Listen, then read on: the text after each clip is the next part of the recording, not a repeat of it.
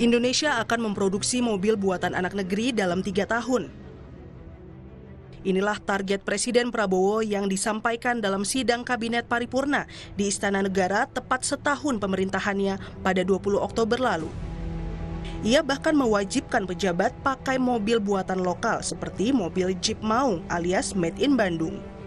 Belum merupakan prestasi, tapi sudah kita mulai rintis, kita akan punya mobil buatan Indonesia dalam 3 tahun yang akan datang. Saya sudah alokasi dana, sudah kita siapkan lahan untuk pabrik-pabriknya, sedang bekerja sekarang tim. Kita sudah menghasilkan Jeep buatan Indonesia. Dan sebentar lagi saudara-saudara semua harus pakai Maung. Saya nggak mau tahu itu. Menteri Perindustrian Agus Gumiwang Kartasasmita bilang program mobil nasional telah diusulkan jadi proyek strategis nasional atau PSN. Kemenperin akan menyiapkan peta jalan pelaksanaannya setelah rencana Prabowo itu dapat restu sebagai PSN. Dan kami sudah mengusulkan program mobil nasional menjadi PSN, proyek strategis nasional. Itu sudah kami tanda tangani pengusulannya. Dan kalau itu sudah nanti dijadikan PSN, saya kira nanti realisasinya akan lebih cepat. Jadi status PSN dulu yang kita perjuangkan ya. Inisiasi produksi mobil dalam negeri juga pernah dilakukan Presiden ke-7 Republik Indonesia, Joko Widodo. Tahun 2019, Jokowi resmi meluncurkan mobil SMK yang teknisinya berasal dari anak-anak sekolah menengah kejuruan, SMK. Sejauh ini, pabrik SMK masih beroperasi di Boyolali, Jawa Tengah. Kini yang dinanti, bagaimana pemerintah memastikan produksi mobil buatan lokal dengan tata kelola berkelanjutan. Tak hanya produksi, mobil buatan negeri diharapkan bisa menarik minat pasar dan mendorong pertumbuhan ekonomi. Tim Liputan, Kompas TV.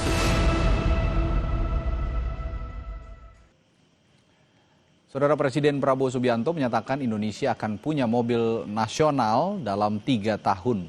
Kita bahas hal ini lebih dalam bersama politisi Partai Gerindra Hendarsam Marantoko, lalu juga ada Direktur Eksekutif Carta Politika Indonesia Junarto Wijaya, serta Founder Jakarta Defensive Driving Consulting Yusri Palubuhu. Selamat malam Bapak. Malam. Ya, saya ke Pak Hendarsam dulu soalnya pimpinannya Pak Hendarsam nih yang ngomong. Pak, kalau visi Pak Prabowo untuk produksi mobil nasional ini sebenarnya gimana visinya ke depan? Ya kan sebenarnya ini sama dengan beberapa segmen-segmen lain ya di bidang pangan. Sebenarnya kan konsepnya semua sama. Kita bahwa Pak Prabowo ingin kita itu berdikari, kita bersuasembada dalam segala bidang. Kita ingin berhilirisasi, kan? Nah ini kan dalam 1 tahun pemerintahan pencapaian di 6 bulan atau 7 bulan pertama swasembada di bidang beras sudah tercapai. Jadi kemudian Pak Prabowo juga secara konsisten menyampaikan ingin mempunyai anak-anak kita dan kita sendiri menggunakan mobil sendiri, menggunakan motor sendiri, menggunakan sepatu dari produk kita sendiri, menggunakan parfum kita sendiri. Saya hafal banget itu yang beliau katakan tentang masalah itu. Jadi hal tersebut merupakan apa yang beliau cita-citakan dan konsisten beliau sampaikan. Nah yang kedua juga tentang masalah apakah ini possible atau tidak ke depannya. Nah kita melihat sekarang bahwa produk itu atau yang kita sebut dengan mobil produksi nasional ya, nanti kita bedah bagaimana komponennya, itu bisa kita perdebatkan dan bisa kita diskusikan, tapi ini bukan barang yang abstrak, barangnya ada dan digunakan sehari-hari oleh Presiden dan beberapa pejabat yang lain.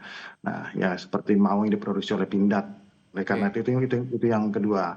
Yang ketiga juga bahwa sudah dilakukan ini menjadi PSN ya, program strategis nasional, dan oleh karena itu tentunya dengan itu semua aturan dan relaksasi aturan atau hal-hal yang sifatnya nanti bottleneck di dalam aturan-aturan itu akan akan bisa eliminir. Kemudian juga uangnya Pak Purbaya sudah katakan uangnya ada. Nah, lahannya sudah disiapkan. Jadi semua elemen tersebut ada dan ini hal yang possible ya, hal yang menurut Anda possible ya?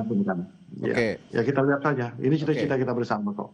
Bicara possibility, bicara kemungkinan, bicara visibility juga ke depan. Saya tanya dari perspektif politik juga tapi. Ya.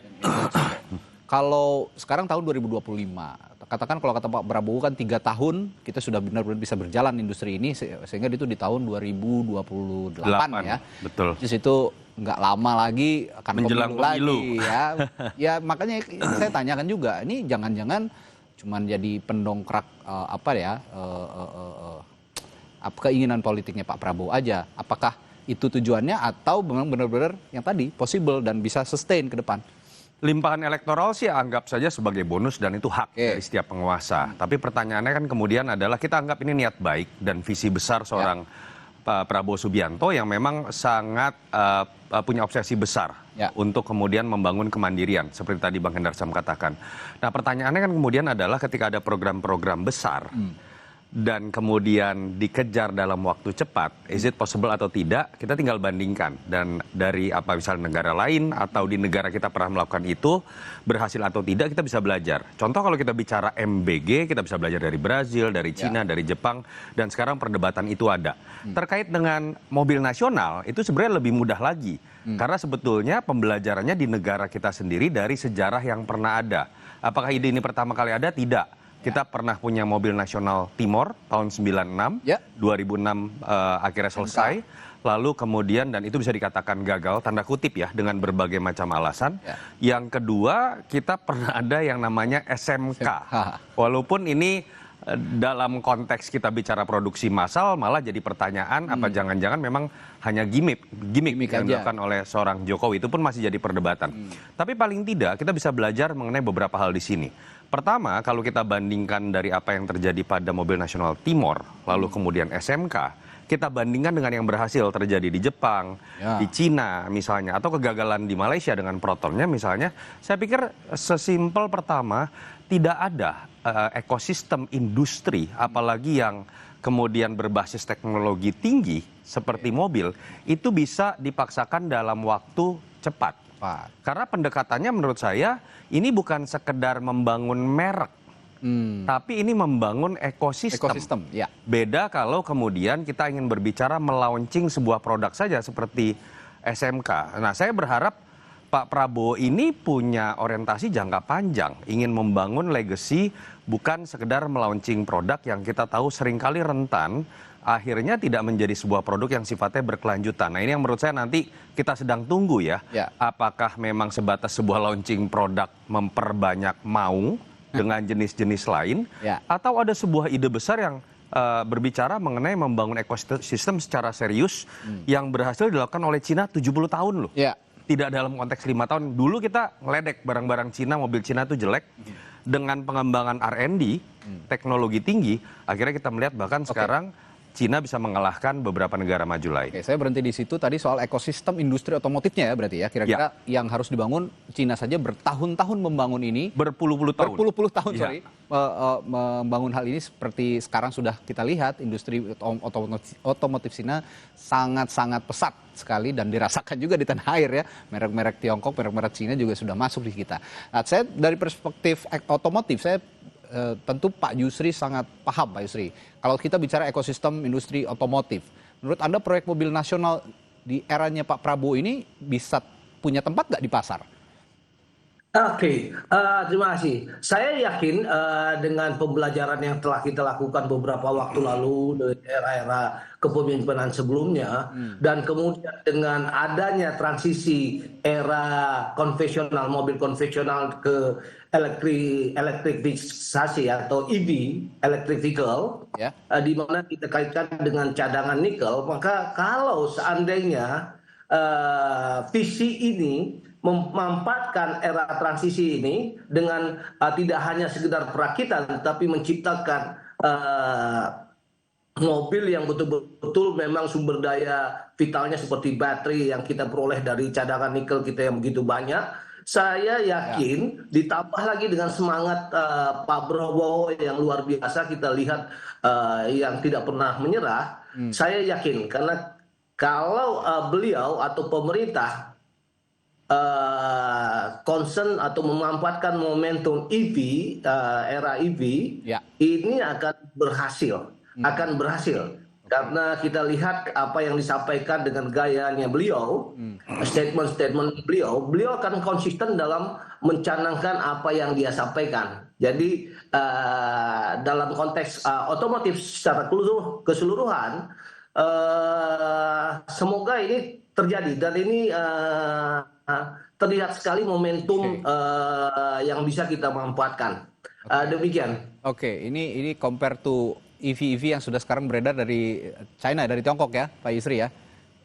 Betul sekali. Karena kalau yang selama ini kan kendaraan yang ada, apalagi yang dipakai Maung kan konvensional, mesin konvensional. Nah kalau kita berperang dengan model mempertahankan dengan mesin konvensional, ini akan berat sekali.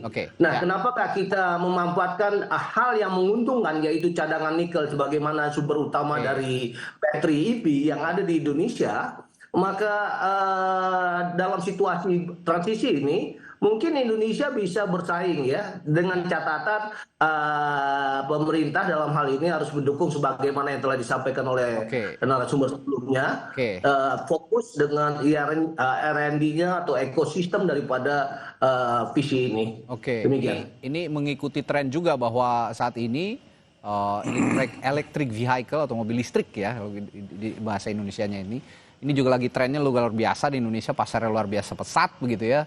Nah mungkin celah ini yang menurut Pak Yusri bisa disisipi, dimasuki oleh produksi Maung yang saat ini diproduksi oleh Pindad. Tapi saya balik ke Bung Hendar Sam. Kira-kira saya balik ke sisi perspektif politis lagi ya Bung Hendar Sam.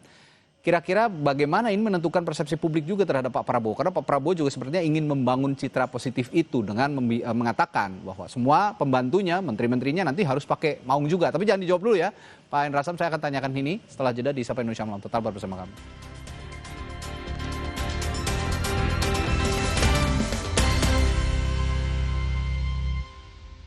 Sayang, nanti temenin belanja bulanan, beli baju, nge-gym. Akan kuhadapi dunia, tapi Indomie Jumbo dulu. Mau ke bulan. Indomie Jumbo dulu. Aku sering melihat galon cuci ulang disimpan di tempat yang kotor. Jujur takut, bersih nggak ya untuk anak dan keluargaku? Kami mengerti kekhawatiran Ibu. Untuk itu, Le Mineral menggunakan galon yang selalu baru agar terjamin kebersihannya. Le Mineral. Situasi genting harus ekstra cepat. Aduh. Bodrek, cepat redakan sakit kepala. Sakit kepala berat, nyeri. Minum Bodrek Extra. Bodrek dengan Smart Formula. Kalahkan sakit kepala dan nyeri. Bodrek terus menangkan harimu. Pas aku coba Le Mineral, seger banget, nggak bikin enak sama sekali. Benar, karena Le Mineral dari pegunungan terpilih. Setiap tetesnya melewati lapisan batuan alami, membuat airnya lebih sehat, lebih segar. Kayak ada manis-manisnya. Le Mineral. Stay cool saat aktif seharian. Aku pakai Nuvo Family Cool Protect dengan formula triple antibakterial plus ekstrak mentol dan mint. Stay cool dan terlindungi 24/7. Nuvo Family Cool Protect, stay cool 24/7. Pas aku coba Le Mineral, seger banget, nggak bikin enak sama sekali. Benar, karena Le Mineral dari pegunungan terpilih. Setiap tetesnya melewati lapisan batuan alami, membuat airnya lebih sehat, lebih segar. Kayak ada manis-manisnya. Le Mineral. Tabloid bola dulunya tepatnya pada Maret 1984 hadir pertama kali sisipan dari Era Kompas, dan kemudian pada kurang lebih sekitar 4 tahun berikutnya, April 1988, bola terbit sendiri menjadi tabloid mingguan yang kita kenal selama ini. Edisi khusus Bola by Kompas ini akan berisi 40 halaman.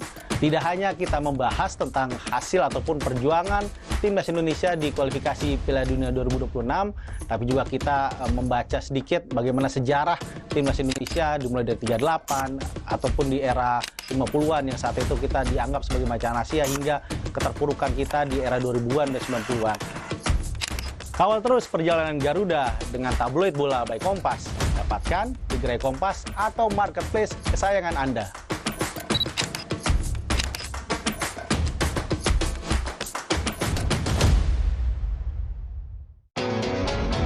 lawan ketombe dengan Zinc Cool Booster baru. Deo Active Scalp Technology lawan 3 jenis ketombe. Boost sensasi dingin with glacier water and mint. Zinc Cool Booster, ketombe, no worries. Lion. Lengkapi referensi Anda dengan update berita terpilih. Halo selamat malam saudara, Anda menyaksikan